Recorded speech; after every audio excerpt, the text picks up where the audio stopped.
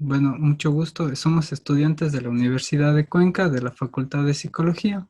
El día de hoy vamos a presentar un abordaje clínico sobre los fenómenos religiosos. El fenómeno religioso seleccionado es el misticismo. Comenzaremos con una breve introducción. El misticismo es un fenómeno religioso que, visto de manera general, se lo concibe como un encuentro con uno mismo a niveles espirituales inexplicables e incomprensibles. Dentro de las religiones, los procesos de misticismo se observan como procesos paralelos. Se puede considerar como componentes esenciales ese deseo de superarse, una iluminación y el contacto con la realidad última. Desde una explicación científica, el fenómeno se considera con la funcionalidad de estructuras del cerebro, como los lóbulos temporales, el sistema límbico y otras partes involucradas como la amígdala, el hipocampo y la memoria. Para la psicología, es un proceso de sanación con o sin el involucramiento de la religión necesariamente, y esto se lo evidencia en técnicas de enfoque psicológicos como en la Gestalt. Durante esta entrevista se va a recolectar datos del mismo caso clínico, en este caso de la paciente, que se tiene en cuenta la edad, 20 años, el género femenino, ocupación, que es un estudiante y que trabaja en una agencia de seguros, vive con su madre y su hermano y con padres divorciados. En este caso específico, el de misticismo se trata sobre el don de lenguas, conocido como xenoglosia, lo cual desde una perspectiva científica se produce como producto de un suceso traumático o un problema sanguíneo de origen neurológico. En el plan de intervención se llevará a cabo en una división de 3 sesiones. En la primera corresponde a la etapa de entrevista, la segunda sesión corresponde a una entrevista con los padres y la aplicación de un instrumento psicométrico, y la tercera es una sesión de cierre. A continuación vamos a observar la entrevista realizada para posterior a ello realizar su respectivo análisis. Muchas gracias por aceptar ser parte de esta entrevista. Primero vamos a hacerte algunas preguntas sobre ti, sobre tu familia y después algunas sobre tu experiencia religiosa en específico. Entonces, empecemos. Coméntanos, por favor, tu edad. Ya, hola, tengo, bueno, 20 años. ¿Ya? Tal vez alguna vez has tenido alguna enfermedad importante, puede ser médica o psicológica, tal vez algún diagnóstico. Bueno, de niña yo sufrí de asma y psicológica no. Ya. Y sobre tu familia, tal vez igual han tenido alguna enfermedad importante, algo significativo, tus padres o tus hermanos, hermanas, tíos, tías, abuelos, abuelas, tal vez. Puede ser igual médica o Eh, psicológica. bueno, mi mamá hace aproximadamente 2 años tuvo meningitis y mi abuela tiene un problema en la tiroides y la presión alta. Ya. Y psicológica, ninguna, nadie. No, nadie. Ninguna. Ya. Gracias. Tal vez actualmente estás tomando algún tipo de medicación. Medicación para el acné. Ya. Ok. ¿La tomas de forma temporal, permanente? Temporal. Temporal. Y recientemente has estado tomando algún otro tipo de medicación. No, para cuidarme mi salud, vitamina C únicamente. Mm. Ya. ¿Y alguien de tu familia tal vez? Igual No, que esté tomando medicación relevante, ¿no? no. Ya. Ok, listo. Entonces ahora te vamos a hacer preguntas sobre tu experiencia religiosa. ¿Qué Ujú. religión profesas? Cristiana evangélica. Ya. ¿Desde hace cuánto tiempo profesas esta religión? 4 años. Ya. ¿Y cómo empezaste a profesar esta religión? Bueno, mi familia, mi mamá específicamente, fue invitada por una amiga a una iglesia y yo voy a esa iglesia desde que tengo 12 años, pero realmente profeso la religión, por así decirlo, hace 4 años. Ya. Ya. ¿Y de qué manera vives tu espiritualidad? Bueno, normalmente todos los días yo hablo con Dios, por así decirlo, y leo la Biblia, que es como mi base para poder actuar y eso, principalmente. Ya. ¿Y qué tan involucrada estás tú con la religión que profesas? ¿Más o menos tienes de algún grupo religioso o cómo es tu participación en este grupo? Ujú. Sí, bueno, yo tengo en mi iglesia se llama como un liderazgo, es decir, estoy a cargo de ciertas personas para poder llevar como explicarles ciertas cosas que no entiende y se puede considerar que en rango soy líder de dentro de mi iglesia y sí, muy involucrada. Ya, gracias. Nos gustaría también saber cuánto tiempo a la semana le dedicas a la religión. Mm, o sea, tiempo completo. Todo el tiempo estoy en constante reuniones o estoy en constante conversación y comunicación con cada uno de mi equipo. Ya. Ya. ¿Y cómo funcionan estos equipos? ¿Qué finalidad tienen?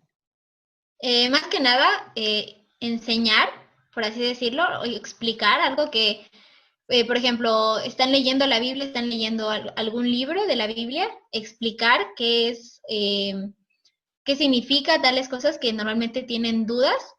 Y bueno, yo pertenezco a mi iglesia, por así decirlo, a mi iglesia, pero también pertenezco a un grupo, un grupo que está conectado a mi iglesia, que es internacional. Entonces, en ese grupo mantenemos congresos, mantenemos, eh, se llaman actividades evangelísticas a nivel mundial y en la parte local, en mi ciudad, que es donde me encargo de grupos de chicos de mi edad, enseñar y sobre todo responder cualquier tipo de duda. ¿Mantienen estas reuniones periódicamente? Sí, Por ejemplo, en lo una vez por local, semana. ¿cuánto tiempo? A cada una vez por semana. Uh Oh, -huh. ya. Ok. ¿Y qué significa la religión en tu vida? ¿Qué papel cumple? Bueno, creo más allá que una religión, en mi caso, mi manera de ver, más allá de una religión como tal, para mí es Dios como tal. Creo que no soy de las personas que podría levantar la bandera por una religión, pero sí podría levantar la bandera por Dios. Entonces, realmente Dios para mí significa todo, todo, absolutamente todo, y creo que la religión puede ser una herramienta para poder conocerlo un poco más a él. Ya. Y tal vez tú consideras que esta religión, o que bueno, como tú comentas, es más como tu espiritualidad en general, esta forma de conectar con Dios, ¿consideras que te ayuda a afrontar tus problemas? Sí. ¿De qué manera? Tal vez puedes darnos algún ejemplo de Claro. alguna anécdota, alguna vivencia. Bueno, voy a contar como lo que siempre cuento de mi relación con Dios. Es hace aproximadamente un año yo tuve como un bajón amoroso, por así decirlo, y creo que si yo no hubiera estado de la mano de Dios, hubiera entrado en una depresión muy fuerte, porque me afectó más de lo que yo hubiera pensado. Y siento que Dios ha sido el que me ha mantenido y me ha llevado a un nivel de estabilidad emocional al que yo nunca pensé que iba a llegar. Entonces, creo que sí, firmemente me ha mantenido Él y como digo, más allá de una religión, pienso que es Dios. Gracias. ¿Y y tú sientes que Dios de alguna u otra forma influye en las decisiones que tú tomes? Sí, 100%. Casi todas las decisiones que yo voy a tomar, siempre le consulto a Él, siempre. ¿Podrías darnos un ejemplo? Por ejemplo, estoy a punto de emprender algo y necesito yo saber el tiempo de hacerlo, o sea, si hacerlo ahora o hacerlo en 5 meses, de la forma en que hacerlo, es decir, con qué personas debería comunicarme y más que nada, así suena súper raro, yo me baso mucho en las señales que Dios me da.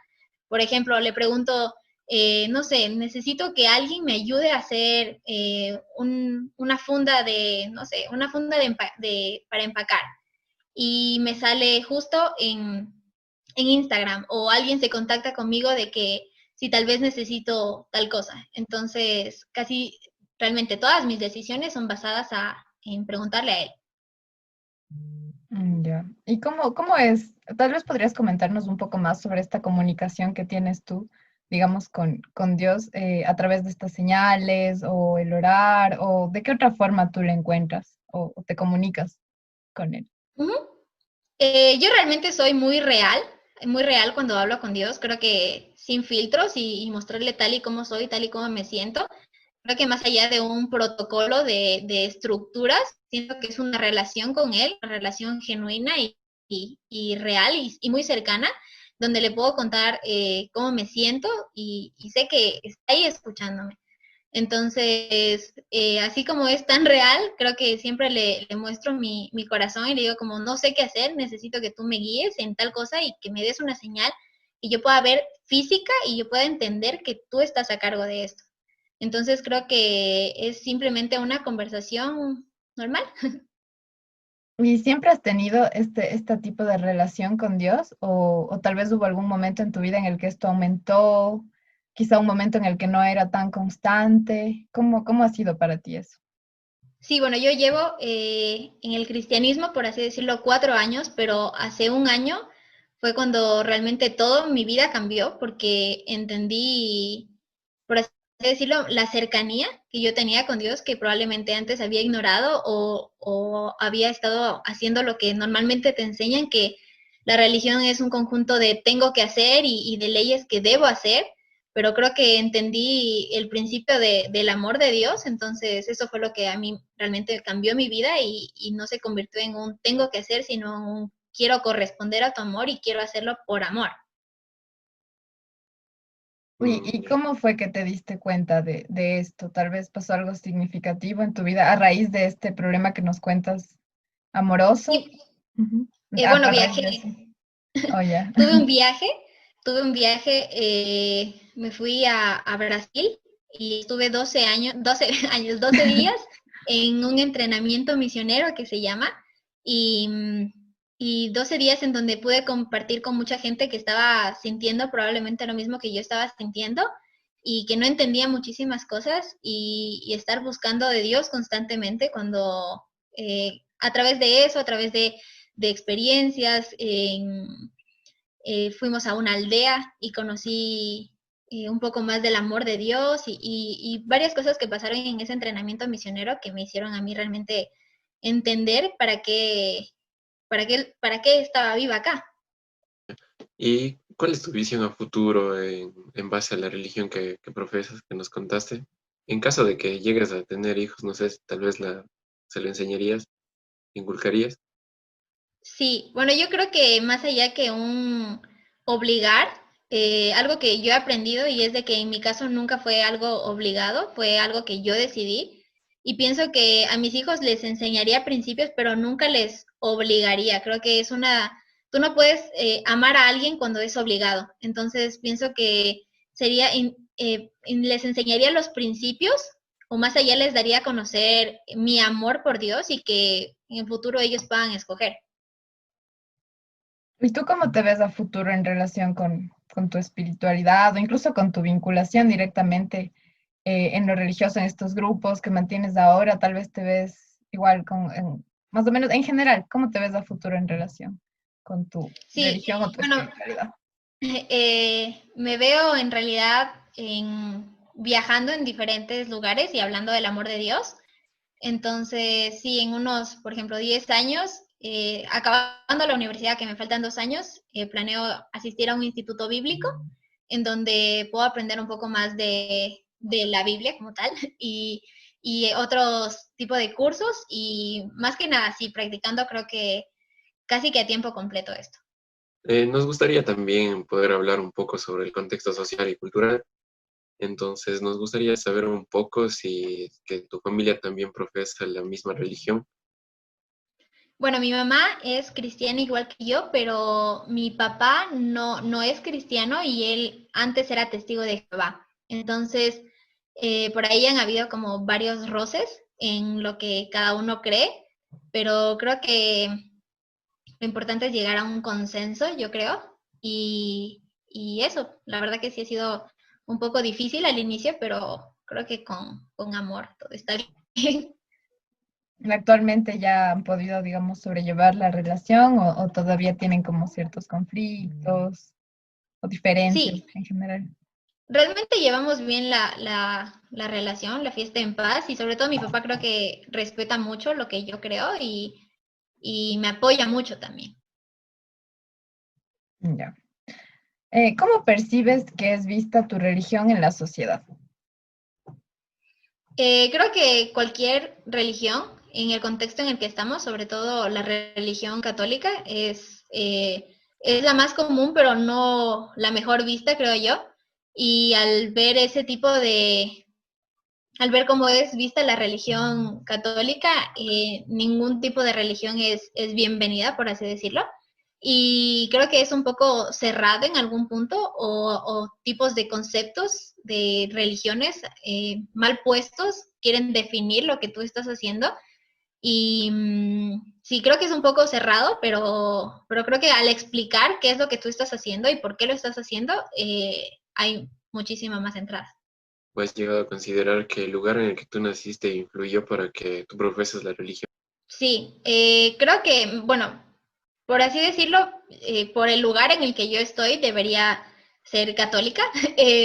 Más bien creo que soy parte de la minoría, pero sí creo que en algún punto algo que lo que las personas católicas creen está un poco inmerso a lo que yo creo, no al 100%, pero sí puede llegar a influir un poco. Ya.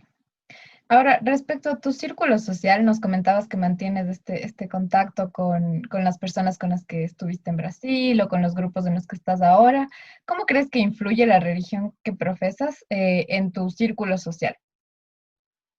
Bueno, creo que en mi círculo social podría incluir amigos del colegio, amigos de la universidad, y creo que más allá de palabras o más allá de querer convencer a alguien, siempre yo trato de hablar desde mi experiencia y sobre todo desde mis acciones. Entonces, creo que muchas veces mis amigos que son cercanos, por así decirlo, o que creen lo mismo que yo, sí han llegado a levantar mis brazos cuando yo siento que estoy cansada en ese sentido, en esa carrera, por así decirlo. Y por otro lado, mis amigos que no profesan lo mismo que yo, he tratado de mostrar con amor qué es lo que yo creo y sobre todo desmentir ciertos criterios o ciertas ideas que se tiene de lo que yo creo. Ya. Y para ti llega a ser importante el hecho de poder relacionarte con personas que practiquen la misma religión que, que tú tienes. Para mí es importante. Sí. ¿Y por qué? Sí, bueno, para mí sí es muy importante porque creo que como cualquier tipo de, ya sea religión, ya sea ideología política, cuando tú estás cerca de personas que creen lo mismo que tú, pueden fortalecerse el uno al otro en su criterio. Entonces, creo que justamente eso es lo que pasa acá también. Ya. Respecto al mismo tema, tal vez la mayoría de tus amigos practican la misma religión o comparten, digamos, como tú dices, ideales, ese vínculo que tú tienes. La mayoría o quizá no tanto, y tal vez si es que la respuesta es no tanto, ¿ha sido motivo de conflicto, de desacuerdos o cómo ha sido en tu experiencia? Creo que no, no tanto. En realidad creo que la mayoría de mis amigos o de mi círculo social no profesa lo mismo que yo, pero no he tenido tampoco muchos problemas, la verdad. Creo que he tratado de tener como ya lo dije, llevarlo siempre desde el área del amor, o sea, no algo eh, como que, no sé, hacerlo, imponer algo, simplemente tratar de explicar con acciones y sobre todo o sea, hablando de en base a mi experiencia. Gracias. Ahora, ya pasando directamente a tu experiencia religiosa, ¿Cómo has sentido que Dios se ha manifestado en tu vida? ¿Cómo ha sido tu experiencia? Tal vez podrías contarnos de alguno de los momentos en concreto que tú has sentido que Dios se ha manifestado en tu vida. Ujú, claro, bueno, voy a contar algo como súper fuerte que me pasó. Yo había escuchado de muchísima gente que profesa lo mismo que yo, que había vivido eso, pero realmente yo nunca lo había experimentado ni lo había visto como tal.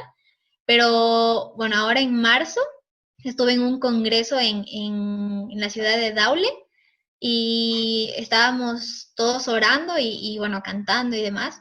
Y una chica llegó con una señora, aproximadamente unos 40 años, llegó y estaba como en un andador y no podía caminar sin ese andador, realmente no podía, le costaba caminar con el andador incluso. Entonces, bueno, empezamos a orar por la señora y la señora empezó a mover las piernas un poco más, empezó a soltar el andador y bueno, la señora empezó a caminar, a correr y a saltar, algo que realmente no lo podía hacer. ¿Y cómo fue para ti el haber estado presente? Porque como dices, no es lo mismo que te cuenten a que estar tú ahí. ¿Cómo fue para ti? ¿Qué sentiste, No, tal vez, ¿no? ¿Qué pensaste?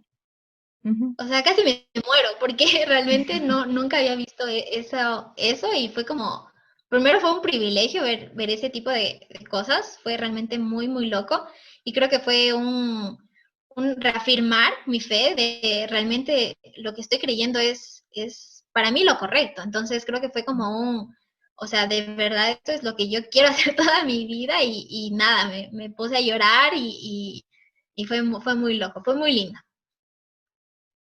Ya, gracias. Ya, entonces sientes que de alguna u otra forma eso llegó a reforzar tu vínculo con Dios.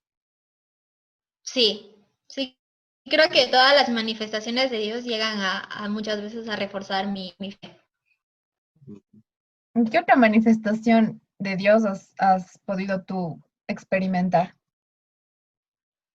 Bueno, hay diferentes manifestaciones bíblicamente.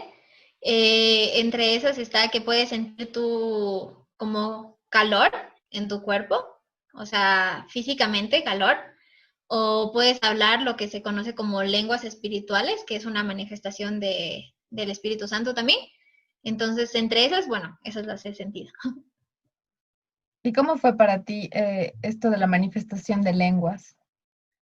¿Cómo sucedió? ¿Qué estabas haciendo? ¿Cómo fue?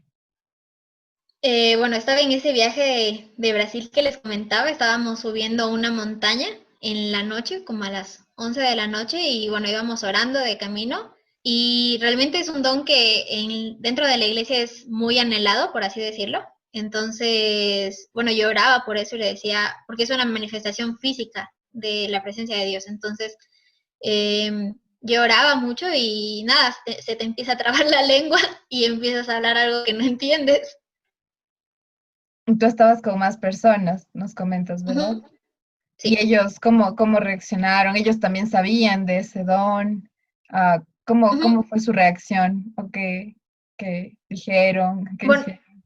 bueno, dentro de la iglesia es, por así decirlo, no tanto normal, pero sí es algo que puede pasar muy comúnmente. Ujú.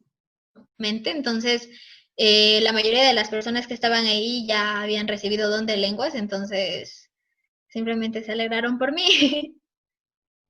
¿Y tú cómo te sentiste A en ellos ese también les... momento? Perdón. No sigue.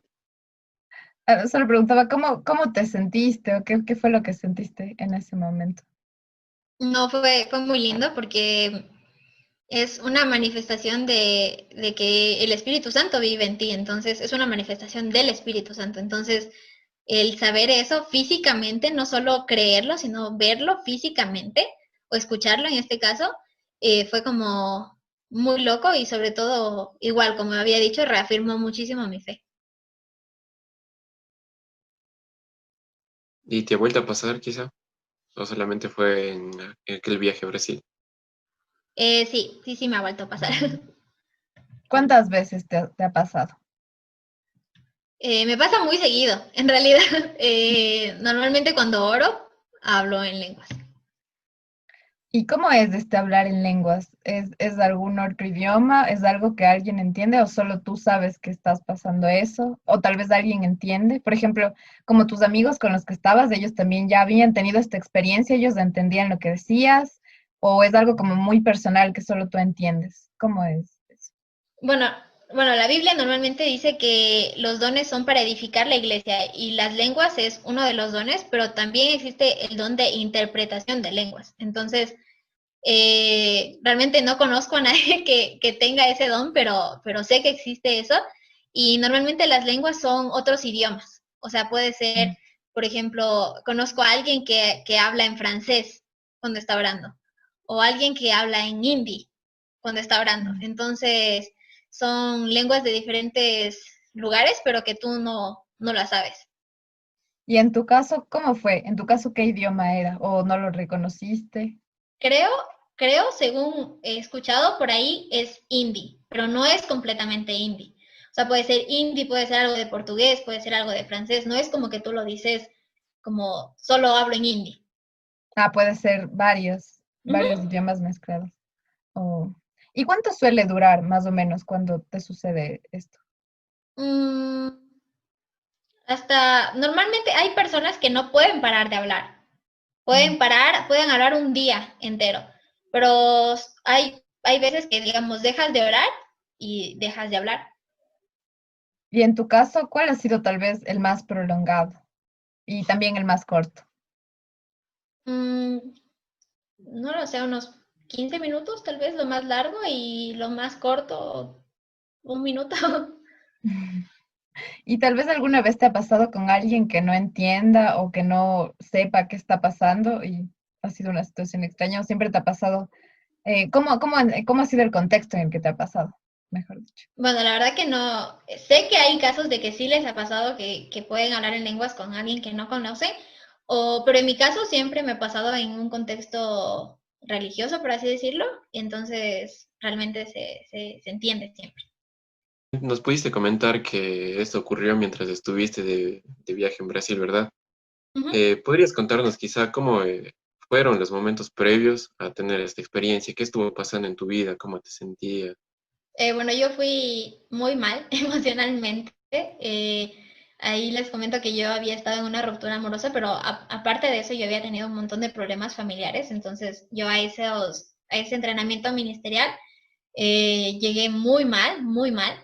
Pero previo al momento de hablar en lenguas, bueno, estábamos en una iglesia y simplemente mi director me dijo que nos íbamos a ir a una, ni siquiera a dónde nos íbamos a ir, que íbamos a salir.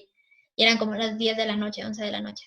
Y bueno, manejaron un montón de tiempo, como una hora, y paramos en un lugar y dijeron, bueno, vamos a subir una montaña a las 11 de la noche. Y nada, en el momento en el que estaba subiendo a la montaña, fue, bueno, que recibí el don.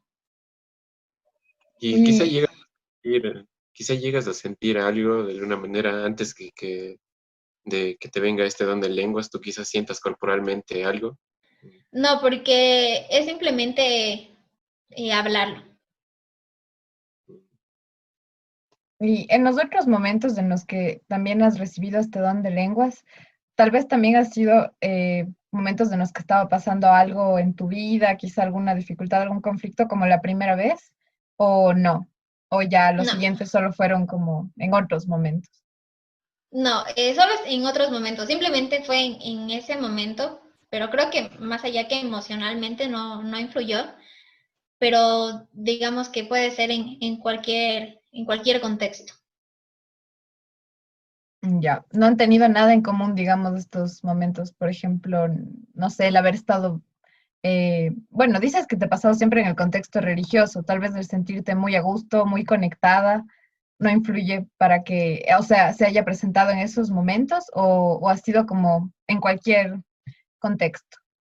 Puede ser en cualquier contexto, puede ser que me pase eso, por así decirlo, en un ámbito donde esté con gente de iglesia, como que me pase eso orando en mi cuarto. Entonces Mm. no influye el contexto. Ya. Y cuando luego de que te ocurrió esto, ¿tu familia cómo llegó a percibir esto? ¿Se lo comentaste? Bueno, como yo había hablado, ya mi mamá es cristiana, entonces ella conocía acerca de eso, entonces se pusieron felices. Y tal vez igual tus amigos, les has comentado esta experiencia, tus amigos cercanos, como han, si es Bueno, que sí, realmente como gente de gente creyente, por así decirlo, gente que comparte lo mismo que yo, sí sabe, pero realmente es muy poca la gente que no es creyente, por así decirlo, que sabe. ¿cómo interpretaste tú este hecho, este don de lenguas que te llegó a ti? ¿Qué significó para ti el haber recibido ese don? Creo que es la manifestación física o audible en este caso de la presencia de Dios. Es eso. Ya. ¿Y cómo supiste tú que fue Dios quien te regaló esta experiencia?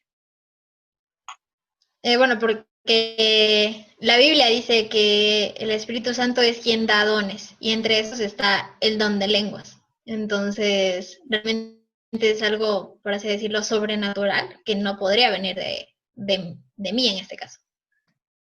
Y tal vez posterior a esta experiencia, ¿tuviste cambios, pasó algo importante en tu vida? Quizás sentiste que las cosas mejoraron o algo que hayas sentido que pudo haber estado relacionado, que pasó después de haber recibido este don. Mm, creo que físicamente, por así decirlo, cosas familiares no mejoraron. Creo que sí mejoró mi relación con Dios, pero de ahí algo físico, no. Ya. Y finalmente, ¿cómo resumirías tú esta experiencia que tuviste en una palabra quizá o en pocas palabras? Bueno, en una palabra, sobrenatural. Y creo que es algo que muy poca gente lo podría entender a menos de que lo viva. Ya. Muchas gracias por tu colaboración. Eh, De nada, fue un gusto. Muchas gracias, Iván. Como se pudo observar, en la primera sesión se llevó a cabo la entrevista. Primeramente se estableció el rapport con la paciente. También se indagó sobre el motivo de la consulta. Recordemos que este es un caso con fines académicos. También se recolectó la información sobre los aspectos generales de la persona, los antecedentes personales y diagnósticos previos. Posterior a ello, también se abordó el tema de su interés, en este caso el papel de la religión que, que- que llega a cumplir en su vida, los datos relevantes de la misma. Y a partir de esta información se pudo emplear preguntas semiestructuradas, las cuales permitieron reconocer la percepción que la paciente tiene sobre sus esquemas religiosos y si existe o no algún malestar clínicamente significativo. Como resultado de la entrevista, se infirió que la persona vive una religiosidad sana en la que su práctica religiosa no le ha generado daño a sí misma, ni a sus familiares, ni a terceras personas. Sin embargo, para corroborar esto, se plantea una hipótesis eh, que se pretende corroborarla o descartarla en la segunda sesión. Y para esto se aplicará un instrumento psicométrico para poder evaluar si sus estrategias de afrontamiento se inclinan a aspectos positivos o negativos, y posterior a ello se triangulará la información que brindó con una entrevista a su familia. Y esta entrevista tiene una duración aproximada de unos 30 minutos. La segunda sesión consta de dos partes, la cual se realizará de manera separada. La primera parte es la aplicación del instrumento psicométrico que mencionó mi compañero y la segunda parte es la entrevista a los padres que tendrá una duración aproximada de 40 a 45 minutos. En la primera parte de esta sesión, el instrumento a aplicar se llama escala abreviada de afrontamiento religioso, el cual está adaptado al contexto argentino debido a que originalmente fue desarrollado en el contexto estadounidense. Cuenta con 14 ítems, 7 de ellos corresponden a estrategias de afrontamiento positivo, como por ejemplo, trato de comprender que Dios me fortalece a través de ciertas situaciones y 7 corresponden a estrategias de afrontamiento negativo, como por ejemplo el ítem de me siento castigado por Dios por mi falta de devoción. El formato de respuesta de esta escala se presenta en opciones de escalas tipo Likert, en los que se pueden seleccionar la respuesta de nunca, casi nunca, a veces, casi siempre y siempre. La segunda parte de esta sesión es la entrevista con los padres, y esta se da para corroborar la hipótesis de que la persona realmente está viviendo una religiosidad sana, en el cual se plantea a través de la triangulación de esta entrevista semiestructurada con los progenitores. En la primera sesión en la que se entrevistó a la persona, ella comentó que su padre practica otra religión y que esto en algunas ocasiones ha sido motivo de conflicto, aunque también comentó que han sabido sobrellevarlo. Es por esta razón que a pesar de que sus padres estén separados y que no conviva con el padre, es necesario conocer su percepción sobre la práctica religiosa de su hija y si considera que esto ha ocasionado algún motivo de conflicto en la familia o en su propia relación con la hija. Entonces, esta entrevista está pensada en que aborde 3 aspectos fundamentales. El primero es la dinámica familiar en general. La segunda es el tema de la religión, tanto de los padres como de la persona. Y la tercera es la opinión que tienen ellos del fenómeno religioso en concreto que experimentó su hija, que es el que mencionó mi compañero, del don de lenguas, o conocido como xenoglosia en el ámbito científico. Entonces, en la primera instancia de esta entrevista con los padres se realizarán de forma breve preguntas sobre la dinámica familiar, preguntas, por ejemplo, sobre la funcionalidad de los subsistemas, posibles triangulaciones, alianzas o coaliciones, y cómo perciben ellos en general el ambiente familiar. En segundo lugar, se abordarán directamente el papel que desempeña la religión en la vida de su hija. Se preguntarán por su propia religión, es decir, si sus padres practican alguna religión, específicamente si son practicantes o no, el papel que desempeña la religión en sus vidas y cuál es la opinión sobre la religión que practica su hija. ¿Cuál es su opinión sobre los planes a futuro que manifestó su hija que tiene en relación con la religión? También se les preguntará si pueden evocar algún momento en el que hayan tenido algún desacuerdo o conflicto por motivos religiosos. Se preguntará cómo se dio el desenlace de esta situación, qué tan frecuentemente ocurre y qué consideran ellos que se podría hacer para resolver de mejor manera estas situaciones. Finalmente, se preguntará por el fenómeno religioso del don de lenguas. ¿Qué opinan ellos al respecto? ¿Cuál fue su primera impresión cuando su hija se los comentó? Y considerando que la persona manifestó que es algo que le sigue ocurriendo frecuentemente, ¿cómo consideran ellos que ella lo maneja o cómo consideran que debería manejarlo? Si consideran que tal vez ella puede estar siendo sugestionada o si consideran que puede ocasionar algún conflicto y cuál es su posición al respecto. Después de esta sesión, se evaluarán los resultados de la escala y se triangularán estas 3 fuentes de información, es decir, el testimonio de la persona, la entrevista con los padres y los resultados que se obtengan de la escala, para así proponer la sesión final. Esta última sesión se propone a manera de cierre, pues según la hipótesis que se maneja y que será corroborada a través de estas 3 fuentes de información, este no es un caso patológico. Sin embargo, se considera importante reforzar estrategias de comunicación asertiva para sobrellevar de la mejor manera los conflictos que ha tenido con su padre, por el hecho de practicar otra religión. Para ello se enseñará la técnica del mensaje yo, en la que se insta a la persona a expresar de manera asertiva lo que le está causando malestar o conflicto y comunicárselo a la o las personas involucradas. Es decir, se enseñan a manera de psicoeducación estas estrategias de comunicación asertiva para que la persona no exprese de manera quizá agresiva o violenta, pero tampoco se quede callada. Es decir, que pueda expresar lo que le está causando conflicto. Esta estrategia del mensaje yo consta como a manera de fórmula o guía de 4 aspectos. El primero es cuándo, el segundo es me siento, el tercero es por qué y el cuarto propongo. Entonces, en el cuándo se realiza una descripción objetiva de los hechos en concreto, sin generalizaciones, por ejemplo, con el uso de las palabras como siempre, nunca, que en realidad generan que se genere otra discusión a partir de estas palabras. Entonces, el cuándo es esta descripción objetiva de los hechos. El me siento, en esta parte la persona comunica su sentir cuando ocurre este hecho en concreto. Y el por qué es como la parte clave de la herramienta, debido a que no todas las situaciones resuenan en nosotros de la misma manera. En este punto se comunica el por qué esta situación la afecta. Generalmente esto tiene que ver con la persona involucrada en el conflicto. Es importante resaltar el aspecto positivo de la persona a la que se le comunica. Por ejemplo, si el hecho es la crítica del padre frente a cuánto tiempo ocupa ella en su religión, el sentir podría ser tristeza, frustración, enojo, etc. Y el por qué podría ser que ella le dijera porque eres mi padre y tu opinión es importante para mí, o porque quisiera sentirme apoyada por ti en los aspectos que son importantes para mí. Finalmente, este cuarto aspecto de esta técnica es el propongo, en el que la persona sugiere una posible forma de actuar la siguiente vez que suceda un conflicto parecido, pero también está abierta a escuchar las proposiciones de las otras partes y llegar a un acuerdo. Siguiendo el ejemplo anterior, la proposición podría ser invitarle al padre a estas actividades que ella realiza para que las conozca un poco más de cerca y no les reste importancia ni las desvalorice.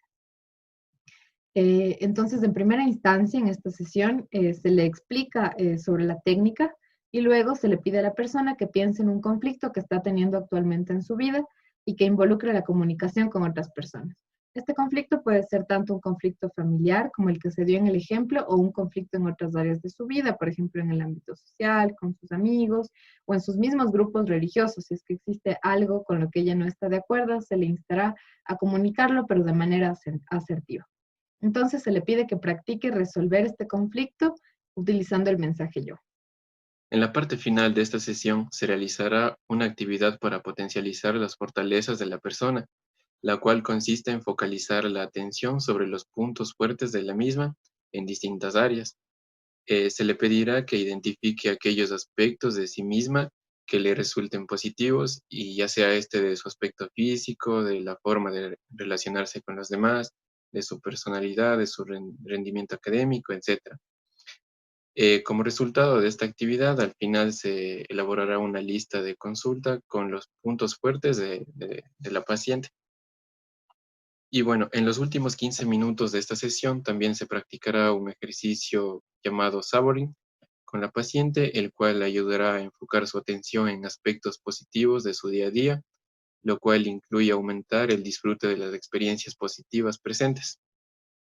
Y con la intención de fortalecer la intervención con actividades concretas, se sugiere que al final de cada día de la semana se seleccione una cualidad de la lista previamente hecha con los puntos fuertes y fortalezas, y crear mentalmente escenas de su historia en las que haya estado presente esta cualidad. También se pide escribir cada cualidad o fortaleza y distribuirlas por todas las habitaciones de su casa. De este modo se consigue que cada vez que ella se mueva, pueda leer las distintas cualidades positivas de sí misma.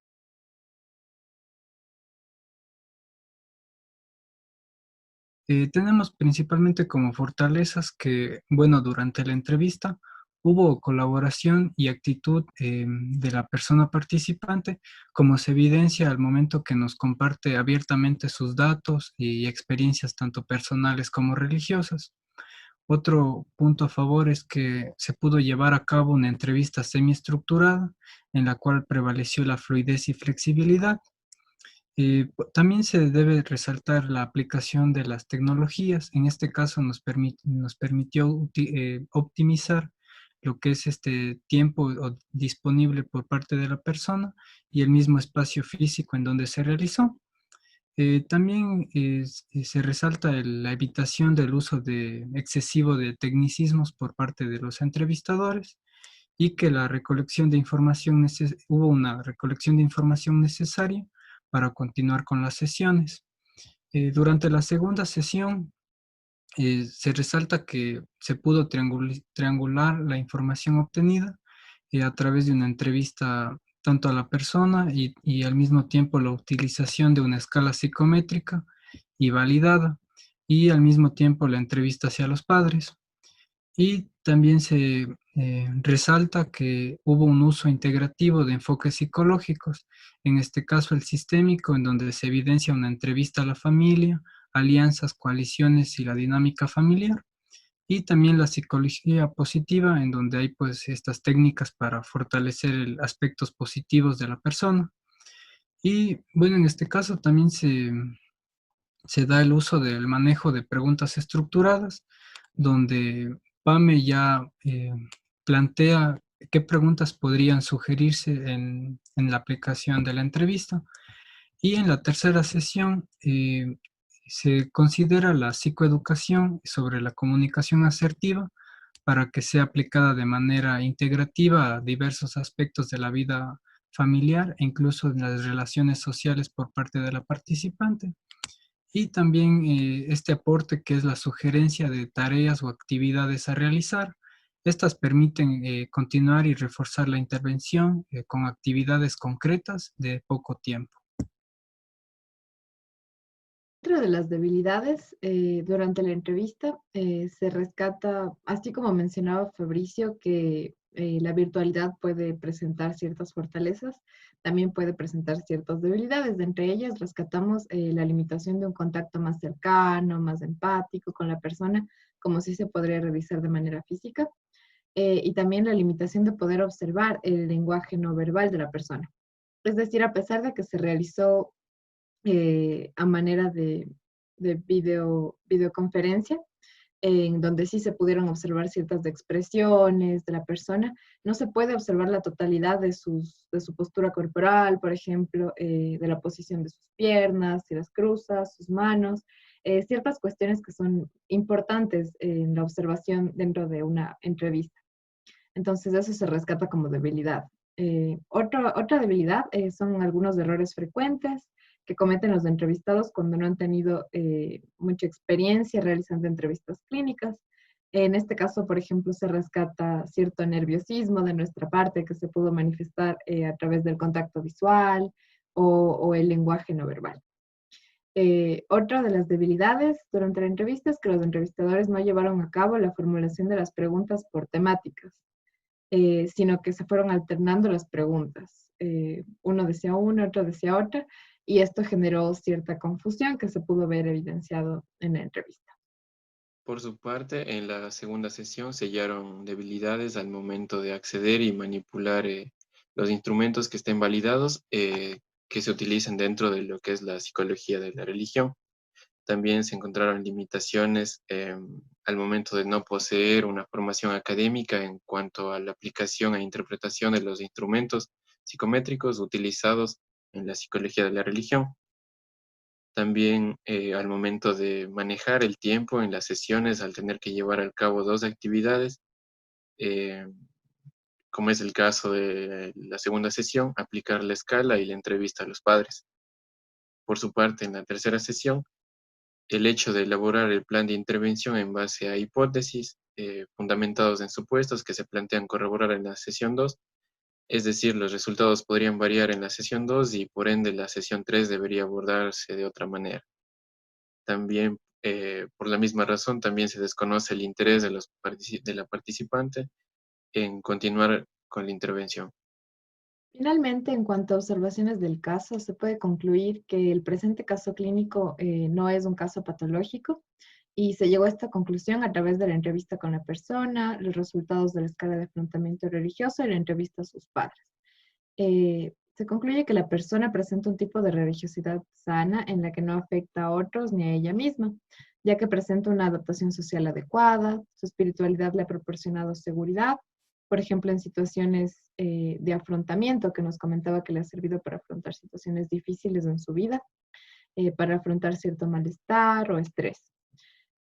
Además, esto también se ve corroborado en el involucramiento de los grupos religiosos que tiene ella de jóvenes, que ha fortalecido su percepción de autoeficacia y sus habilidades sociales. Por lo tanto, se decidió realizar la intervención brindando estrategias de comunicación asertiva para sobrellevar de mejor manera los conflictos familiares que comenta que ha tenido, y se decidió también realizar la intervención trabajando a partir de actividades específicas que potencian sus fortalezas. Gracias. Gracias por su atención.